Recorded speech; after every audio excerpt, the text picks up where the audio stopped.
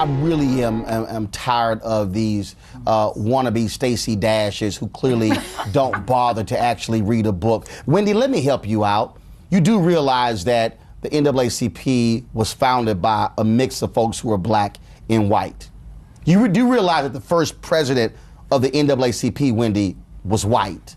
And also, you can go down the line, the treasurer, again, the chairman of the executive committee, they were white, born out of the Niagara movement. If you actually bother to read something, you would realize that. It's called the National Association for the Advancement of Colored People.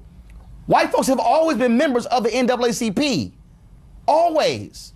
But let me deal with HBCUs.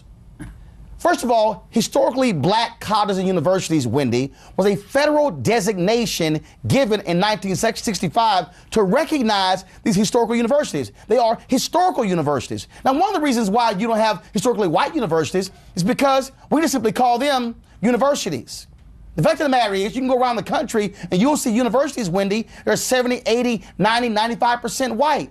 We live in a world where, frankly, we have set apart if you're black. You've never heard somebody say Hillary Clinton met with a group of white pastors. No, because they simply say pastors. But they'll say she met with a group of black pastors. Because what is mainstream has always been white in America, Wendy. You should know that, right? Because you do know that for your show, you do know that you go to black ad agencies, which are different from ad agencies. You've always seen that level of separation, Wendy. But you should also know that because your ratings, they separate your black female viewers from female viewers.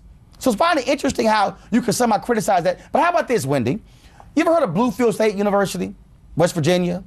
Historically black college and university. It's now 70+% white.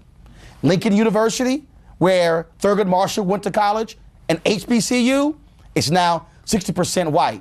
You do realize that 1 in 4 students at the HBCU are non-African American. That's because historically black colleges and universities have given opportunities to students regardless of color, and so more Hispanics and more poor whites are taking advantage of that. See, if you actually bother to read a book and not gossip magazines, you might know these things. Wendy, let me help you out with something. When you're on TV and you have no idea what you're talking about, shut the hell up. Don't open your mouth. Don't embarrass yourself because you sound silly. But I also find it interesting that you would criticize the HBCUs and you would criticize NAACP. But you were on the cover of Ebony magazine. You were on the cover of Uptown. You've been on the cover of Essence magazine. Black magazines. Oh, yeah, I know. Stacey Dash had the exact same view. I'm tired of y'all wannabes who have television shows and radio shows who sound utterly ignorant of our own history. Please, do me a favor, stick to gossip, stick to stupid stuff, stay out of real issues because frankly, you embarrass black people and you show you simply have never actually read a book. Kickstart your day at 7 and get the news you need from the perspective you want. News 1 Now with Roland Martin.